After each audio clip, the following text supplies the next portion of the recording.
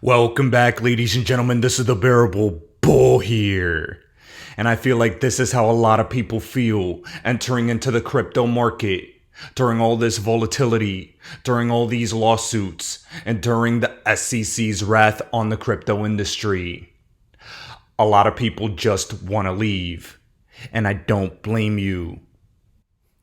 But this is what I'll say for every single one of you. You've already weathered the hardest part of this market. We've gone through Terra Luna. We've gone through FTX. We've gone through the FUD of the dollar. We've gone through the SEC enforcement actions, especially when it comes to XRP. We've gone through the bear market. And while we're not completely out of the woods yet, and while I do believe a massive financial crisis is coming second half of this year, I believe we're about to get a lot of relief.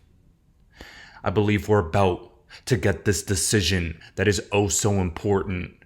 And the more time that goes by, the more important this decision is going to be for the state of the entire industry. I see a lot of people complaining because the decision hasn't been made yet.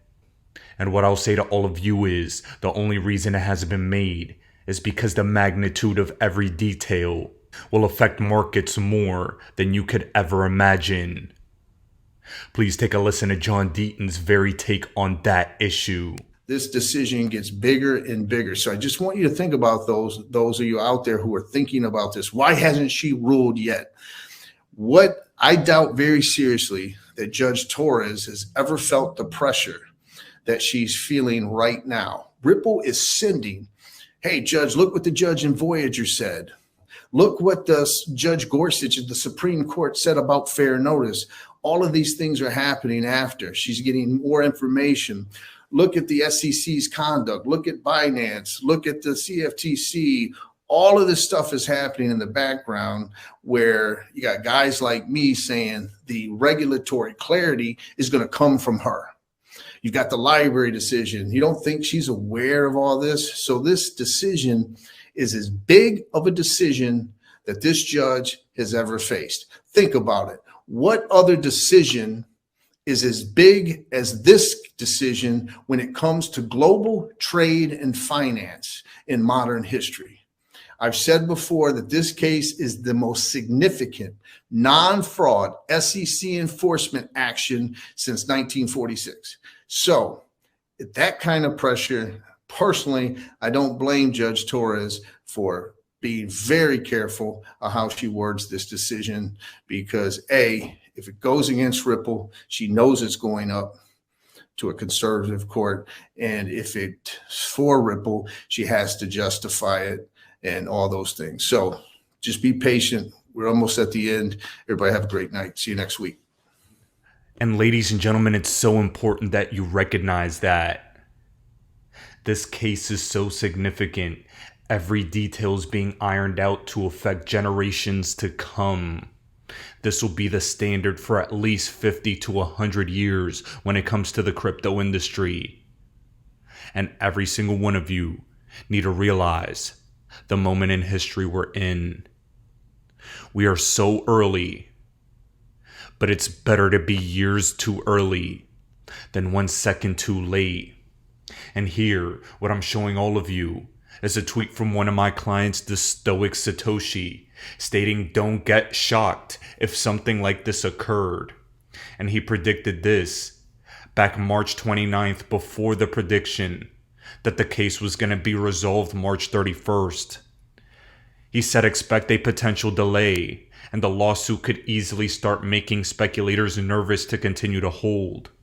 One more aggressive dip down would wipe out highly leveraged long traders out of their position. The lawsuit resolution could also arguably come back subjective with no clear forecast of what to expect next. And that could mean short-term position holders might get spooked at a no euphoria and sell off. The most anticipated outcome right now by 99% of people is to refresh their Twitter to a headline and see the price moon.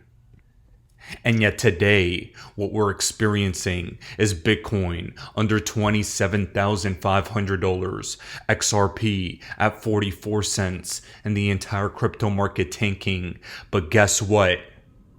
On this channel, with Waters Above's analysis of what is to come on eclipses, we knew that was coming. We understood a dip was going to be here, and now we have to anticipate the rise in price that is about to ensue. I've told you about the volatility coming to the market, and now this is the last uptrend we're going to experience for quite a while. This summer and a quarter three is going to be disgusting. But the sell in May and go away position that we're taking on this channel is still in play. Execute, profit take, cash position, reinvest when shit hits the fan. This is the wealth building strategy we need to adopt at this moment in time, because the global geopolitical climate and the political tensions in the United States and abroad are definitely building. And guys, I want to make something very clear. We are right, and we will continue to be right. And there will be a moment where the price validates us. XRP Crow has this Brad Garlinghouse tweet stating Ripple is competing with the liquidity of Citi and the messaging of Swift, but in one, because we are both messaging and liquidity, and that's how important XRP is going to be to the future of the financial system. RippleNet, messaging, XRP's on-demand liquidity to revamp the financial system after this financial crisis that we expect to come in October. This massive crisis, in my opinion, will be the catalyst for the full-blown moon mission XRP should experience. And I can't stress this enough. Now guys, with that quick message today, I'm gonna leave you with Elon Musk on Tucker Carlson, and also Ray Dalio and his analysis on the dollar. Inflation is still running rampant, despite the interest rate hikes. Elon Musk breaks down, and Ray Dalio lets us know what's to come next when it comes to this financial crisis and the typical cycles of empires. I would highly recommend the book The Changing World Order by Ray Dalio, as it gives great context into what he's saying. Now guys, with that being said, ladies and gentlemen, this is the Bearable Bull here. Thanks for tuning in. As always, I appreciate every single one of you. Now I'll be back tomorrow with another video. So inflation is going to happen no matter what. If you increase the money supply, you get inflation. Right. So there's not some magical cure for getting rid of inflation, except to increase the productivity, the output of goods and services. So if you say like what is money? You've got these sort of it's basically numbers in a database that sum up to some total. Then you've got the output of goods and services of the economy, and as long as the ratio of money to ratio of goods and services stays, if that stays constant, you have no inflation. If you add more money, if you add money to the system faster than you increase goods and services, right, then you have inflation. So all of these COVID sort of stimulus bills were not paid for. They just generated more currency, more money was created because the federal government, the checks always pass, unless you hit a debt limit, which there's probably going to be some debt limit crisis later this year. But provided you haven't hit the debt limit, the federal government, unlike state governments or city governments or individuals, can simply issue more money, and that's what they did. I mean, as the old saying goes, there's no free lunch. If you could just issue massive amounts of money without negative consequences, why don't we just take that to the limit and make everyone a trillionaire? They tried that in Venezuela. How'd that work out?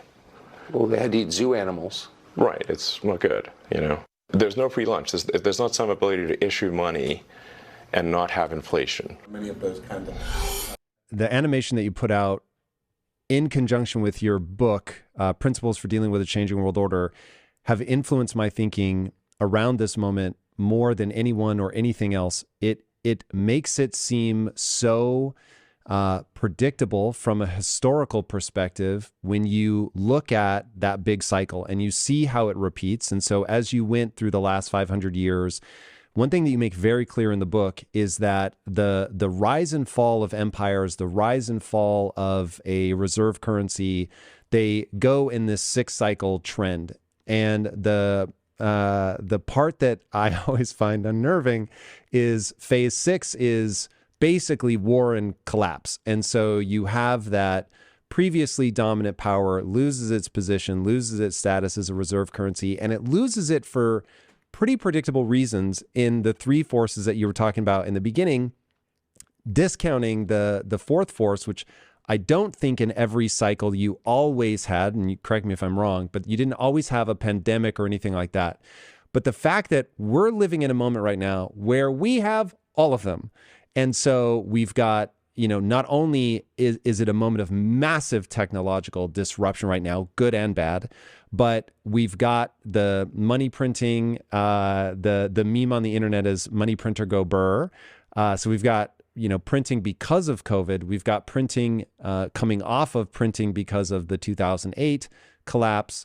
And now we're again seeing this cycle repeat itself. So I've heard you say that we're in somewhere in phase 5, which is as the empire begins to decline, as you have a rising superpower, Why do I hold XRP?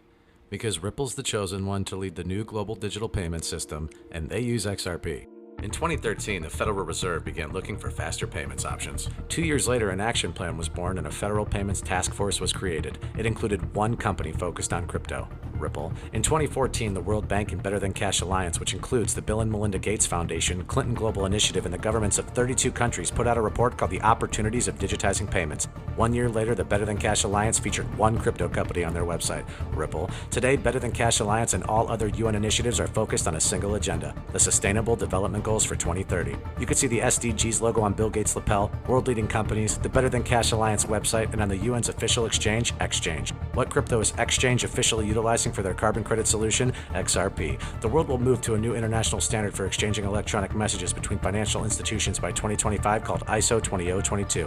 Who was the first ISO 20022 member focused on distributed ledger technology? Ripple. Who's partnered with over 300 financial institutions, including Bank of America, American Express, PNC, Santander, SBI, HSBC, Standard Chartered Bank, Bank of England, India, Singapore, Scotland, Australia, and Indonesia, the largest banks in Japan, Canada, Egypt, the Middle East, United Arab Emirates, Thailand, Morocco, Bhutan, South Korea, Brazil, and Latin America? Ripple. Who is a former employee overseeing the Federal Reserve? Ripple. A former employee overseeing the world's largest asset manager, BlackRock's digital asset division? Ripple. Leading Australia's CBDC effort? Ripple. Who hired a former Treasury of the United States? Ripple. 2 former Federal Reserve attorneys to their board? Ripple. 2 former Clinton and Obama advisors? Former Minister of Defense and Economics of Germany? Former business director at Swift? Former Swift board member? Former CFO of PayPal? Former head of the DTCC? Former chief business officer at Uber? Former VP of Amazon and former SEC chair on their legal team? Ripple. Who's a member of the Digital Pound Foundation, Digital Dollar Project, Digital Euro Association, Mojaloop, IMF's high-level advisory board on fintech, Hyperledger Blockchain Consortium, Open Payments Coalition, Faster Payments Council, Global Payments Steering Group, Cross-Border Working Group, International Association for Trusted Blockchain Applications, Crypto Climate Accord, University Blockchain Initiative, World Wide Web Consortium, and a featured partner of the World Economic Forum with 3 members of their team directly listed on the WF website? Ripple. Now, does Ripple and XRP sound like they're going to disappear, or do they sound like they're part of a much bigger plan? You decide.